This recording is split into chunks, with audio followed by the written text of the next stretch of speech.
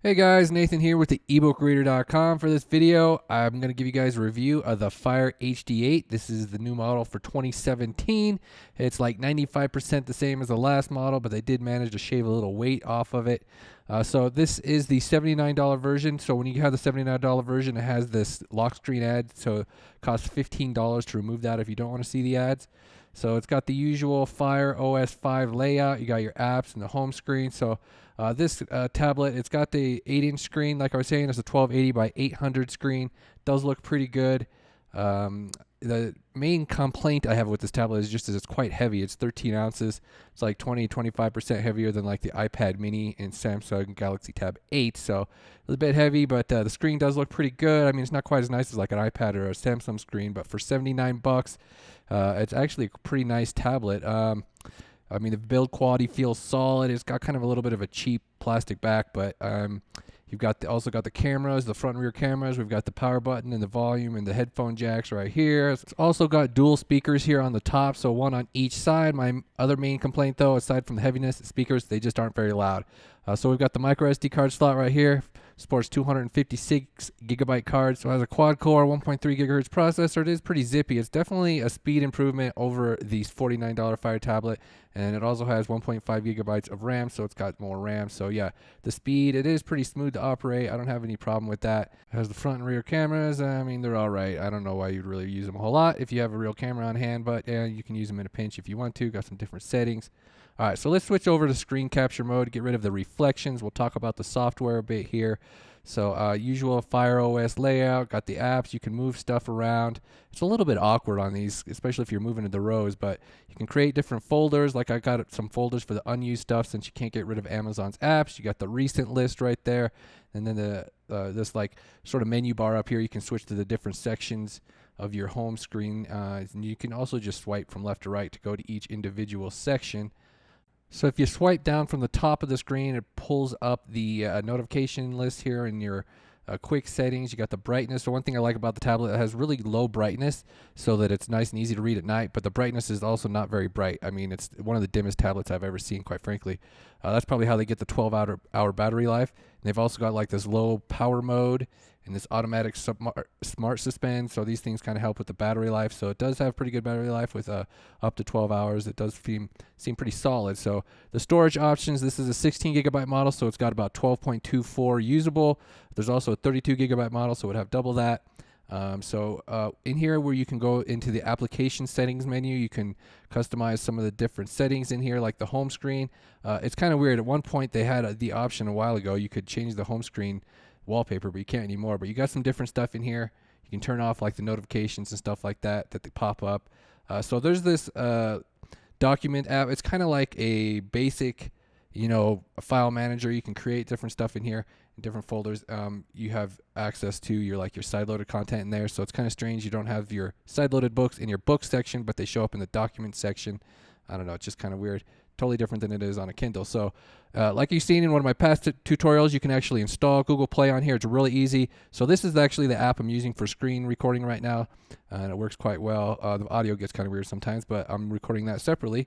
So yeah, you can install the Google Play Store. It's really easy. It takes like 5 minutes to just installing a couple apps. I got a different tutorial. You can check the ebook reader blog or my YouTube channel. You can find a video for that. Piece of cake. You can get Google Apps on here. You also got, of course, Amazon's App Store. So you got both the best worlds. And then Amazon, you got all their stuff on here. You got their music apps, you got their videos. So if you have Amazon Prime, this is where it really comes in handy, because you can just download like a bunch of Prime songs onto your device for free. And then you can also have different playlists, different stations. So you don't even have to pay for that if you have Amazon Prime. But if you don't have Amazon Prime, I mean, you can load in your own MP3s and stuff on here as well and play those in the audio player. So obviously it's set up a little bit more for Amazon's content. But you can use other apps, like I got Pandora on here. You can use TuneIn Radio, all that kind of stuff. So got a lot of access to apps. You got a lot of access to music and videos and all that kind of stuff on the Fire tablets. Of course, this is the Amazon's own app store. They have a good selection of apps, but it's nothing like the Google Play Store. So it also helps to have like a file manager like Astro installed, because that basic one they have, you can't really like move files with it or anything. It's kind of limited. So of course you got Amazon's videos on here. You got Prime videos. You can actually download them if you want to view them offline. So that's a cool feature. You can obviously load in your own videos to use the video player with as well. So I can't really show any videos because it'll just violate copyright on YouTube. So I mean the video player does look quite well with the HD screen on the Fire HD8. Does look better than the $49 Fire because it can't do HD. So it does look quite well. So if you hold the home button, it accesses Alexa. You can turn that off in the settings if you want, and then you can use the different Alexa, the virtual assistant features. You can have different tasks done in here. So I'm not going to really go into detail with that because there's just like a whole bunch of different things. You can look that up on Amazon. There's a whole bunch of different Alexa skills. So they have an onboard help guide. You can like look up how to use this feature and how the different things work. So let's go ahead and talk about the eBooks features right now. One thing that's annoying about the ebook features is you always have to open the book when you open up the app. It never just goes straight to the book, so you always got to do this. So with the Fire tablets, they have some more like advanced features than like the Kindle e-readers do. You got some, like they have the text-to-speech features, and they have the audiobook integration. I just uploaded a separate video for that, so I'm not going to go into detail. So you can like scroll through all the pages like this and jump to them. You can also just sort of open them up and scroll through them this way. So it's got some different features up here in the menu on the tablets. So you got like the word runner, you've got notebook and flashcards. So it's just, you can do these different flashcard decks and set this up. You can also use the notebook feature. So there's some different stuff on here for e-reading that makes your like notes and highlights accessible, and you can study different flashcards and stuff like that. You can also open up this thing called Word Runner. It's like a different way to read where it only shows you one word at a time. I did a separate video for this a long time ago. You can look it up on YouTube if you want.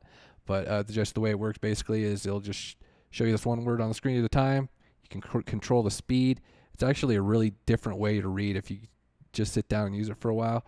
And you can scroll back and forth like if you need to go back or if you need to go forward or whatever. So yeah, I got a different video for that, more in depth if you want to check that out. But it is an interesting feature. It's obviously something that's not available on the e-ink Kindles just because of like the limitation with the, you know, the slower e-ink and stuff like that. So you got some different stuff with Fire tablets, like you can change the background color. And like I said, with the audiobook integration. So there's some additional settings in here, like you have to turn on text-to-speech up in here. It wasn't on by default. And then you've got like the word-wise feature that gives hints about words. So there's some additional features in here. Like I was saying, yeah, you can change the background color. So there's those different themes. A lot of people like the black background. You got some different font choices. The usual Kindle features are in here. You know, you got the couple of line spacing choices, a couple margin options, and then you can do the left align on some of these books. So yeah, it's obviously not the greatest screen for reading because it's like 189 ppi, which is all right. But I mean, I kind of like higher resolution stuff. I also like the 300 ppi screen of the Kindle. It just looks quite a bit better. So you got the blue shade feature on here as well. So like for night reading, you can kind of filter out the blue light if you want to use that. So yeah, not a whole lot else on here. What did we talk about? The display. So there's this adaptive brightness. This was driving me crazy at first because it was like this thing where it automatically adjusts the screen brightness and it kept fluctuating all the time. I really didn't like it. Had to turn that off. There's other cool like accessibility features in here. If you want to increase the font size, you can. It will increase like the size of everything. So like all your text is a lot bigger, easier to read. So some different definite advantages for those with vision problems. There's also the huge size, which is quite frankly, as it says, huge. But yeah, so you got those different font sizes on here. There's also some other accessibility features in here. So in device options, you got a few different things in here, like you can turn off Alexa. There's this find your tablet thing you can use to find it if you lose it. Like there's backup and restore. So there's a couple of different things in here. So in the security options, you can turn on the apps from unknown sources, so you can install sideload apps. So if you wanted to sideload some apps outside of the Amazon store, you got that option. We've also got like the lock screen pin.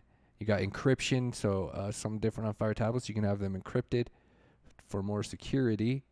So a couple of the other accessibility options in here, you can like use this high contrast mode. There's like a voice screen reader thing that reads over the screen for like if you using different gestures. So we've got the color inversion. So there's some different accessibility options in here. It's too kind of weird. Okay, I'm going to go ahead and wrap up this review right here. Check out the ebookreader.com for some additional info. I have all kinds of reviews for e-readers and tablets and mostly e-readers, but I cover all kinds of things related to e-reading. So check out that and the ebook reader blog. Thank you guys and have a good day.